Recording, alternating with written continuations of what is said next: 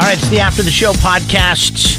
This is kind of cool today. We don't get a chance to talk to big-time comedians very often, but Ron White is going to be at Vina Robles this weekend, and they got it. Somebody got this together for us. Thank you to Suzanne for helping to do that, and we're going to talk to him here in a second. Yeah, and a little bit later on in the podcast today, so we were talking about it, and somebody saw one of our tweets about it, and he just happens to be the, oh God, I got to look up his title now on this one. He goes by Meat VP on Twitter, okay? Eric Mittenhall. He is the guy that's in charge, I guess, of the North American Meat Institute. He is the vice president of public affairs for the North American Meat Institute, and he's the president of the National Hot Dog and Sausage Council, okay? He saw our tweet. Our tweet was, essentially, it said, is there any way to make bologna palatable? Is there any way to spruce up bologna to the point where it tastes good? And he saw the tweet and he's like, yes, and in fact, I'd love to come on your show and tell you how to do it. So on this National Bologna Day, we're going to actually get some bologna cooking tips. Bologna aficionado. So we get Ron White and we get bologna. It's a pretty good day. Not a bad day. Somebody get Jeff Foxworthy on the line.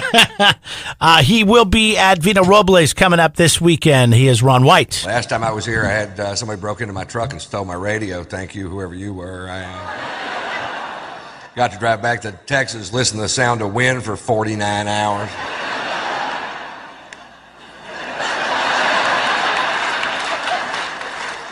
I went to the insurance company. I was filling out these forms, and I got to the part on the form where it says, what kind of radio was it? And I told the guy I didn't remember it. He said, Mr. White, if you can remember what kind of radio it was, we'll know how much money to give you. That's some good news right there. I thought of a real expensive sounding brand, and I wrote it down, and he knew I was lying. Mr. White, I don't believe Rolex makes a radio. It was a clock radio.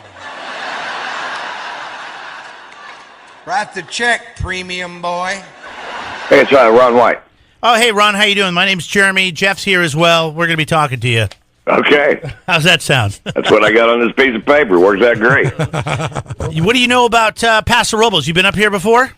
Yeah. In fact, I saw ZZ Top at that amphitheater. I think it hadn't really been open even that long. Oh, yeah. That was one of the first shows that they did out there at the amphitheater. Yeah, that place is cool as it can be. It was just great.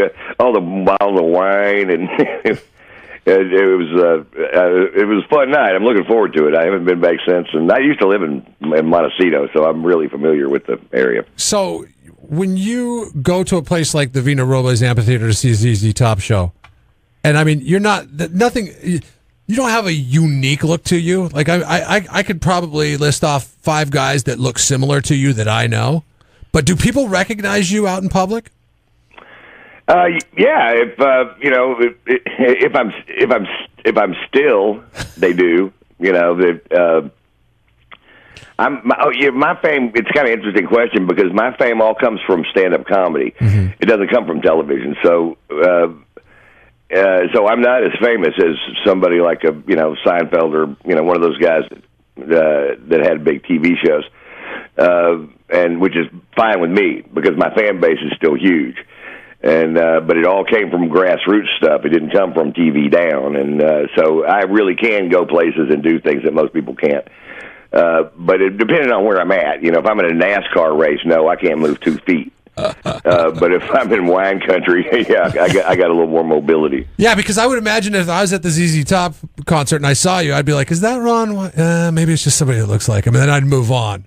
I'd move on anyways because I don't like to bother people. Yeah, but I think we would realize that I look so much like Ron White, you'd go, I think that's Ron White. And it would bug you for 30 minutes. And then you'd come, are you Ron White? And I would say, yes. And then you would go, no, you're not. And I'm like, you brought it up. It happens all the time. I saw that you were just in Vegas, and I was kind of going to ask you the same question, if you can actually enjoy Vegas and go play games, and if you gamble and get out without people, hounding you for autographs and things like that. But is Vegas a fun place for you? Oh, God, yes. I love Vegas. In fact, I went out there to do this benefit concert with a couple other acts, and for what a benefit concert, really. It was just a free show for the first responders to the catastrophe. Right. And and I was doing interviews for that, and everybody was going, well, do you think anybody will ever go back to Vegas? You think it's too risky to go back to Vegas? And I'm like, you know what? We're gamblers. Wimps weren't going there anyway. And so yeah, I do 2 shows at the Mirage on the weeks that I'm there. So one at Friday, Saturday, 10 o'clock both nights.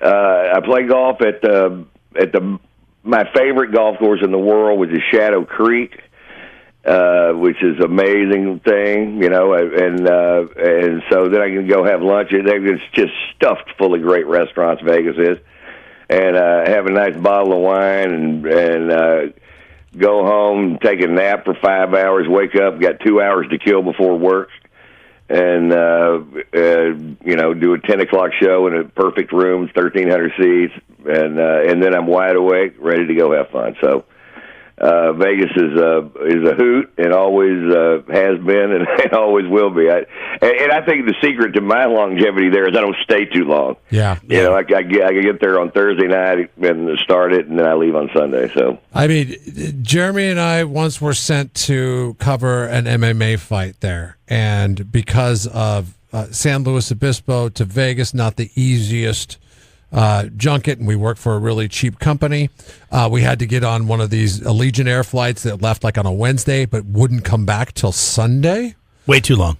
And It was like, oh my gosh, it was impossible. Like by the time Friday evening, the fight hadn't even happened yet. By the time Friday evening, we're like, God, I just want to go home. Just want to go home. I think we both won like a bunch of money, but then we blew it all before we could come back and get the hell out of town. Just want to go home. Where's home for you? I live in Beverly Hills. Okay. And Atlanta. And Atlanta. Yeah. Isn't it funny, the difference in the cost of living in Beverly Hills and Atlanta? Not funny to me.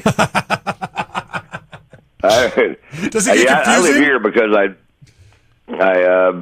every night I hit 3 clubs every night. So I'll do usually 3 cities on Thursday, Friday, Saturday, and then when I come back Sunday, I do 3 sets on Sunday at the Comedy Store, Laugh Factory, and the Improv. Monday night 3 sets, Tuesday night 3 sets, and usually Wednesday night 1 set, except for this week because I'm working on this coast, so I'll leave on Thursday. So I'll do 3 sets on Wednesday too, and then take off Thursday. And, wow, so I mean, do Monterey and then Paso Robles. Yeah, so I mean, typically if we're down in LA, we could probably catch you unless you're out on tour. Unless I'm out on the West Coast living in the other houses, but yeah, the shows that people can catch at the Comedy Store in L.A. I mean, last week I did a set. It was me and Joe Rogan, Louis C.K., Bill Burr, and Marc Maron. Jesus. In one show for $14. That's pretty awesome. Jesus, that's insane. I remember I went down there. It was 10 years ago, but we got Carlos Mencia, and he got booed off the stage. He kind of ended up being kind of a hack, I guess. I don't know if he is a hack. I know that we talked to Joe Rogan, before, and I know they don't get along. Who do you? No. And Rogan's great. Who do you respect? But Rogan's one of the best comics alive. He just murders that place. Who do you respect as far as other comedians? I mean, are you friends with or just have respect for? Well, all those people I just named are, I've got respect for. I enjoy all my peers, and the best thing about my career is I'm respected by my peers. Mm-hmm. I worked hard at this. I did it the long way. It's a 31-year route, and I love it when Dave Attell comes to Atlanta. He calls me to come up and do a set with him. So. Same thing with CK comes to town and is doing a show. He wants me to come out and hang. So. It's cool and that's a cool thing to me, probably the coolest thing. And,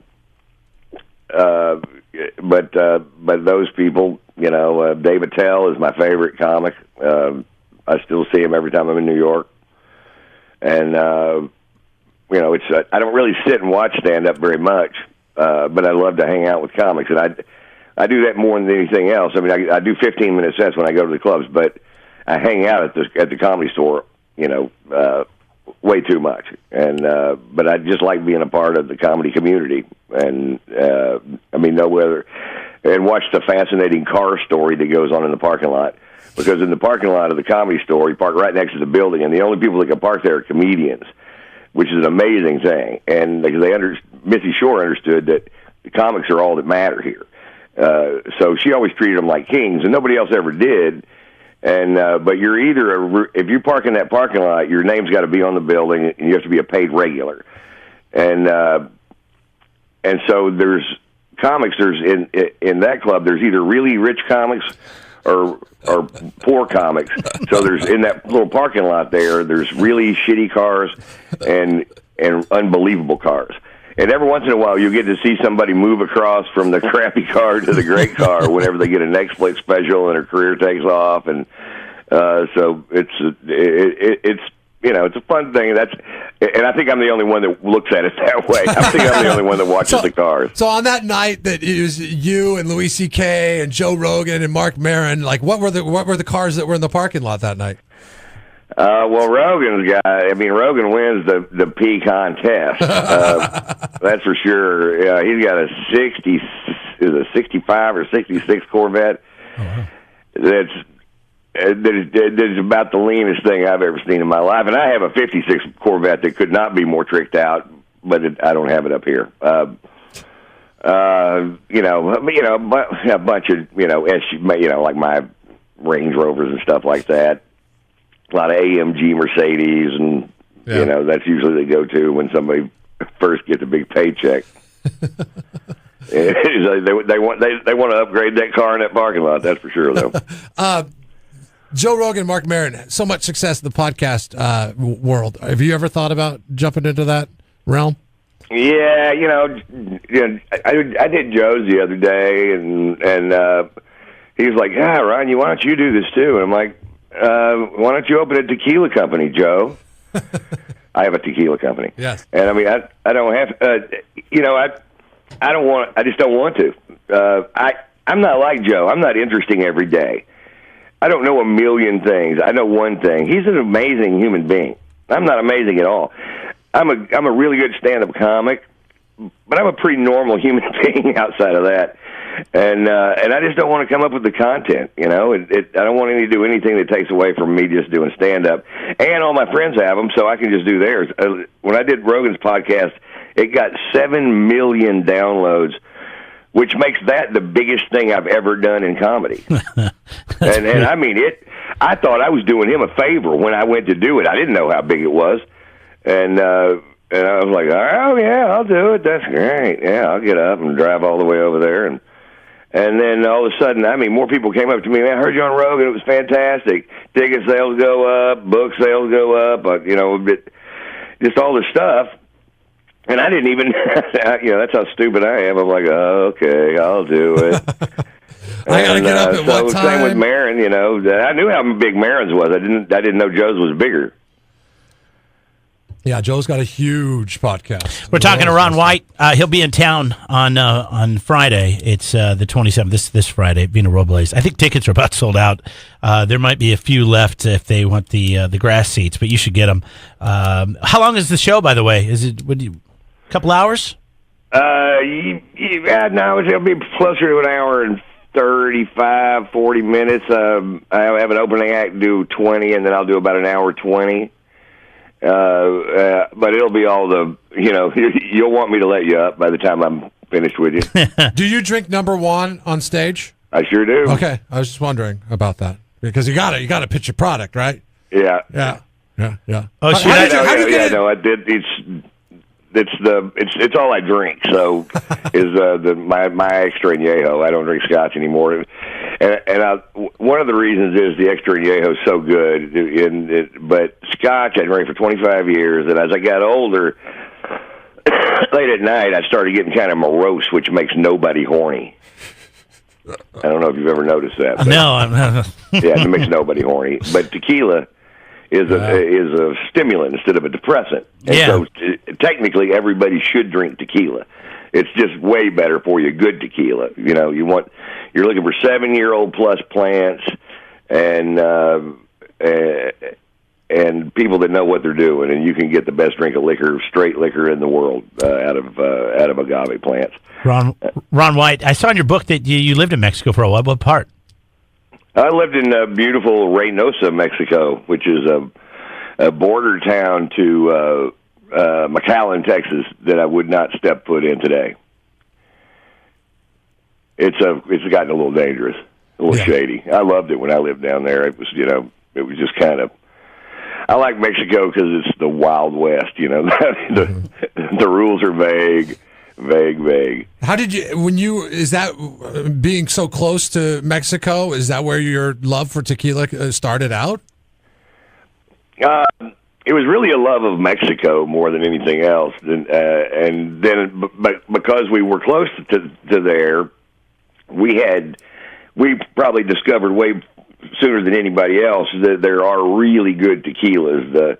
Back when the Three Generations came in a little clay pot, that's all I would drink back then, and it was so good, and it was never available in the U.S. until it was mass produced and in a regular bottle. And then that was the end of the happy story. Because when somebody starts mass producing, it's really hard to control the sourcing of the plants, and it's just harder to do, and the quality kind of drops. So we're still a very small batch, handcrafted tequila that's fun to drink. Where does the tequila come from? Is it the Baja or the main part of Mexico? It comes from the tequila region of Mexico, where you can't call it Mexico. It's got to come from Jalisco, that area around that volcano, or you have to call it Mezcal. It's got to be. The cactus has to come from there. It has to be bottled there. It has to be corked there, labeled there, and or you have to call it something else. It's like champagne. It's got to be from the Champagne region, and it is monitored so strictly you would not believe it. Really? Okay, that's really interesting. Yeah, because I thought Mexico, what the hell, right? Right. Right. I guarantee you, everywhere we go, there's inspectors there looking at those barrels. They know what's in every single one of them. But they're a big export, so they really take it's like a Cuban cigar. Well, to plug the website, or how do we tell us a little bit more about it? You can go to taterstequila.com. We'll send it to your house. That's the easiest way to do it. Right.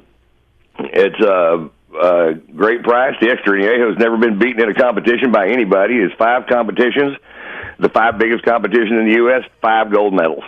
So nobody can really touch it. I mean, not for more than once you start getting up around $200 or $300 a bottle, you can touch it. But this is like $80. That's an Extra Añejo, and which is still $50 cheaper than Jose Cuervo La Familia, which even though it's got the word Jose Cuervo on it, is a really good tequila. But we beat it every time it comes to the competition. And we quit entering competitions at 5 because we had no more room on the poster. I think you should stick to tequila. It seems like you know a lot about tequila, man. It's Number you have to one, give it a we shot. have to try it out. Yeah, for sure. Well, we're excited to have you in town, man. We can't wait for the show, and thanks for taking a few minutes with us. You got it, man. Thanks for having me on your show, and come on out to the deal. I'll spill some of it down your throat. I like that. I like that a lot. All right, there he goes. That's Ron White. He'll be in town again coming up tomorrow night. Vina Robles Amphitheater. Tickets are still available. You can link them at kzoz.com. There's just a handful left, I'm being told. So it's National Bologna Day. We were having a discussion about bologna. I don't like bologna. I love hot dogs, but then I found out. But we know it's the same thing. I found out. Well, people say that it's the same thing. I'm not necessarily sure. The guy called us that worked at the prison. He said it was a big hot dog that he sliced up chunks of and served it as bologna. Remember, why do I hate bologna? Why do I hate bologna? And why is it I'm told we've given away a big hot dog bologna before? Do you remember? Remember those we gave away? That was the 3-pound hot dog, but that was not bologna. It was a hot dog. That's what bologna is. Okay, but no, because you're told don't eat hot dogs raw, right? No, you can eat hot dogs. I eat them raw all the time. You said it is best. Sausage. No, don't eat sausage raw. Hot dogs are pre-cooked. They advise that hot dogs. Oh, they do? They advise that you cook a hot dog to a temperature of 165 degrees. Otherwise, you could get sick. 60-40, Jeff. My whole life I've been eating them raw. If bologna was indeed a hot dog, then they would not encourage you to eat it cold from the package where it leaves this gross-ass film that tastes like garbage on the roof of your mouth. Well, if anybody knew, the Eric, the Top Dog hot dog guy would know. He is the president of the Hot Dog and Sausage Council Association. It's really a strange thing that he's involved with. Hello. Is this Eric? This is Eric. Is this the bologna aficionado? Yes, the Hot Dog Top Dog.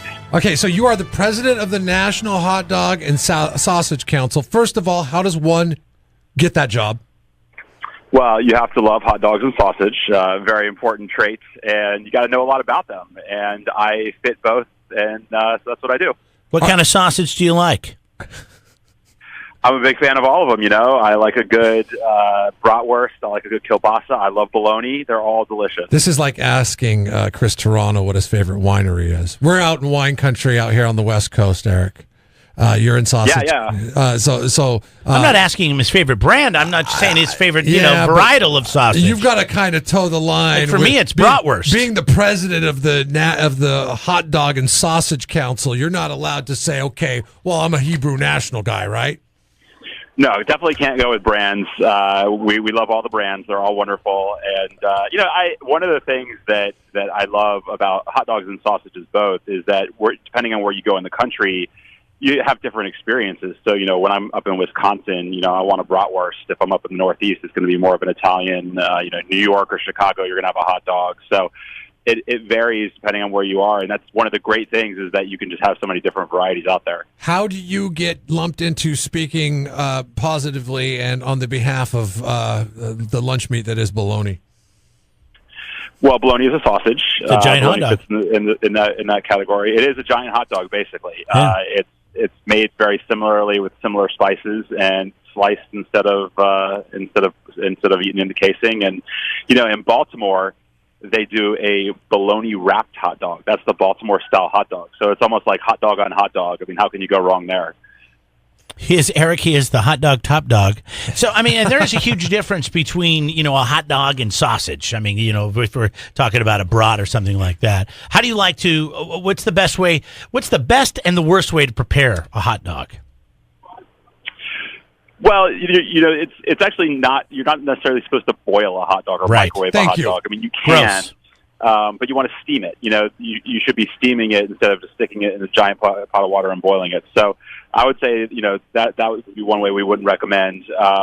But on the grill, on a pan or whatever, it's delicious and a great way to do it. I like that. I need you to explain something to me, and maybe it's just ignorance is the reason for it.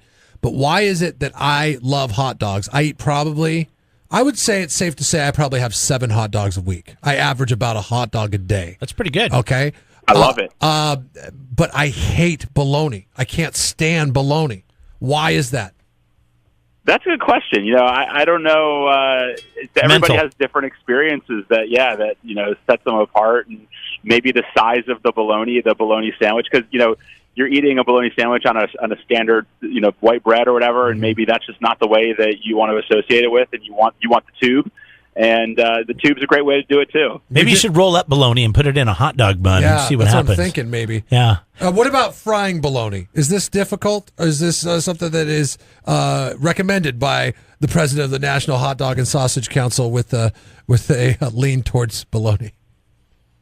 Yes, highly recommended. It's Okay. a great way to do it. You brown the edges, and it's delicious. And you can get a thick cut one; it makes it extra good. And that's really how a lot of folks do it, particularly in the Midwest. They fry it up, and we have some great recipes on our website at hot-dog.org too that have some ways to fry it and things to combine it with to make it really delicious. Okay. What about turkey bologna, chicken bologna? Are you an equal opportunity bologna lover?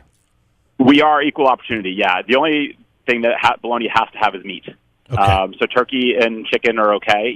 They are maybe a little lower in fat for people who are interested in that. And so, there's a lot of varieties out there. Whatever people are, taste fits their taste is what works. But Skip, I don't think I've ever heard of a vegetarian bologna. There's certainly vegetarian hot dogs out there, but that's not real. Those things, that doesn't fit a hot dog or bologna category. I like the chicken or the turkey because it doesn't leave that film on the roof of your mouth like beef does. What is that film? Why do we get that, Eric? That's a good question. That's probably related to the fat. Beef would be a little higher in fat than the turkey would, and so that may be just you're tasting the fat a little bit. You'd mentioned thick cut. This is something I never heard of until today, National Bologna Day, when we are recording this. Where do you get thick cut? Like, I've never seen thick cut in the store. In the store, it's Oscar Mayer, and, it's your standard cut. Because I'm looking at some of these restaurants that have posted to your Twitter account some of their culinary offerings, and they look like phenomenal like the Pig and Pint, wherever the Pig and Pint is. They've got this Mississippi-style bologna sandwich, and it looks like a big hamburger, but instead it's bologna. They're most popular in the Midwest. So Okay. you have brands up in Wisconsin and Michigan and Illinois that sell basically whole bolognas. So you can buy the whole bologna and then cut them yourself. And so a lot of people are familiar with kind of the bolognas that you find in the stores that are the thinner cut. They're already cut for you, but you got to find the ones that have not been cut for you, and then you can decide how thick you want your slice. Now, we talked to a guy that was in jail, spent some time in jail. His job was in the kitchen, and his job was to cut up that big piece of bologna. And Jeremy thought it was a bologna slicer. Yeah, and Jeremy thought it sounded like the greatest job in the world because you could dictate the thickness of your bologna. Ugh. You got to be very careful there in jail. You got to make sure you're taking care of everybody. Right? Yeah. You don't want to give the wrong guy the thin slice. I'd hate to be known as the bologna guy in jail. I want to know. Did you get the answer to your question, by the way, Jeff? Yeah, I think ultimately what I got to do is give bologna a second chance. You really do. What are the top hot dog brands? Give me your top 3, because we are talking to the top dog hot dog. He is Eric. What's his title again, Jeff? You are the president of the Hot Dog and Sausage Council, correct? That's right. Okay. And unfortunately, my colleague, the Queen of Ween, is not available today, but I could have her on sometime Boy, too. I can only imagine. Really great talking hot dogs. Hashtag the Queen of Ween. She's on Twitter at Queen of Ween. Look her up. I just looked her up on the web, and following her. I got a different website. I got to tell you, there's one that's very close to that. Very, very important. Follow her on Twitter, okay? What are your top 3 brands when it comes to hot dogs? Well, all the brands are delicious. I know the top selling brands are Oscar Mayer, Ballpark, and I'm not sure of the third one. I think the third one may be Hebrew National. So in terms of popularity around the country, those are the top 3. But to me, they're all wonderful. I don't have a preference as far as the brands are concerned. We represent all of them. What about Nathan's? I can't have a favorite there. Nathan's is they host the hot dog eating contest and everything. Have you ever met Joey Chestnut? I have, yeah. He did a little video for us. Real nice guy. Really great to talk hot dogs with. And, he gets a lot of attention and, is a celebrity. He's a food celebrity out there and super nice guy. Okay, very nice. All right. Well, you're the real deal, Eric. Thank you for taking a few minutes with us. Yeah, absolutely. Thank you for having me. All right. I mean, he's very serious about what he's doing, Jeff. Wait. Oh, hold on. Is he Eric? Oh, sorry. I gotta call the guy back. I gotta call. Oh, I thought you were done. No, I'm not, because I there was one question I wanted to ask him, and this was about spam, since it was the poll question yesterday. And I know this is going to bore spam or what his feelings are on spam. Okay, it was the poll question today. Yeah, spam or bologna? He's going to say bologna. Right. Hello. Hey, Eric, sorry. One thing that we forgot to ask you because it came up in discussion today. Feelings on spam. Who are you talking to? Eric? Is this Eric, the hot dog top dog? No. Who is this? I'm Eric, but I'm not the guy. Who are you calling? We're looking for the president of the Hot Dog and Sausage Association. Sausage Council of America. Yeah, this isn't you? We got the wrong number. No, wrong number. All right. Okay. Different Eric, wrong number. Where do you live, by the way? Where do I live? Yeah. I live in Camarillo. Okay. All right. Thanks a lot. That's down south, right? I guess you do got to dial 4. What do you mean you got to dial 4? Of course you have to dial 4 if it's one of his numbers. Dial 1. Dial 1 before the 4. Oh, you have to do that. Otherwise, you get Eric from Camarillo instead of Eric, the top dog hot dog. Where's this guy? Where are we calling now? Atlanta. Oh, this is Atlanta, Georgia. Eric lives in Atlanta. Or at least that's what his number is. So there's also an Eric Camarillo. that has the same number but different area code. Camarillo. Eric, sorry to pester you on this. What are your feelings on What are your feelings on spam? My feelings on what? Spam. Spam. Oh, spam's wonderful. Okay. Spam's a great product. All right, so is it spam or bologna? Pick one. I'd go bologna, personally. I figured, yeah. I like Spam. I haven't had as much Spam in my life as I've had bologna, but Spam, the one thing about Spam that I think has a little bit of an advantage is there are really creative ways that you can do things with Spam. I think bologna, there's not the level of creativity out there. I don't know if you've ever had Spam musubi. It's very popular in Hawaii, so it's a great product. Has anybody tried that with bologna? Not that I'm aware of, but we're going to maybe try to do something like that. So that's something that would be a fun thing to try. Would your association, your council, be open to welcoming Spam into the family? Oh, Spam's in the family. Oh, Absolutely. okay. We're part of the North American Meat Institute, and so Hormel is a member of ours, and we love Spam as well. He is Eric Mittenthal. You can follow him on Twitter at MeatVP, the vice president of meat. I bet you when you were in grade school, you didn't think that you would ever have that title, did you? It was a dream job my whole life. All right. Well, thanks again, Eric. Thank you. I don't think we're calling you back, but in case we do, we have your number. Well, whenever we have meat questions that are of the processed variety, we now have a guy that we can dial up. Miss the show or only catch part of it? Download the Jeff and Jeremy podcast at KZOZ.com or get it on demand on the KZOZ app. Jeff and Jeremy on 93.3 KZOZ.